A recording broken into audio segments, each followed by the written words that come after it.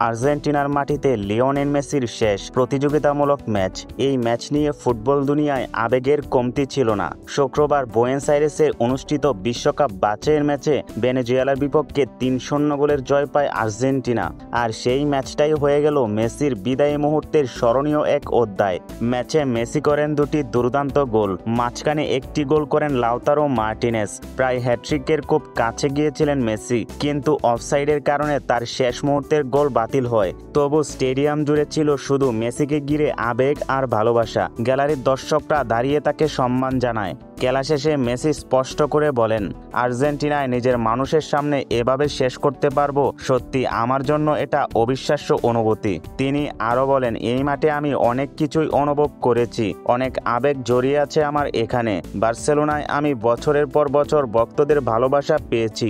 আমার স্বপ্ন ছিল নিজের দেশেও সেই ভালোবাসা পাবো, আজকে সেটা সত্যি হলো।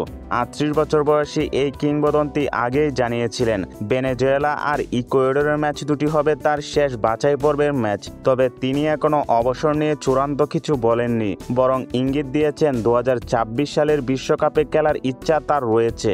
শারীরিকভাবে যদি নিজেকে প্রস্তুত মনে করেন। মেসির এই মন্তব্যের পর বোঝা যায় আগামী বিশ্বকাপে তিনি থাকবেন কিনা। তবে একটা বিষয় নিশ্চিত, মেসির বাছাই পর্বের শেষ ম্যাচ আর্জেন্টিনার ফুটবল ইতিহাসে চিরস্মরণীয় হয়ে থাকবে। এই মৌসুমে আর্জেন্টিনার মহাতারকা রয়েছেন দুর্দান্ত ফর্মে। বিশ্বকাপ বাছাই পর্বে এখন পর্যন্ত ৮ গোল, যা দক্ষিণ আমেরিকার অন্য কোনো খেলোয়াড়ের চেয়ে বেশি। MLS-এও দাপট দেখাচ্ছেন আর্জেন্টাইন অধিনায়ক।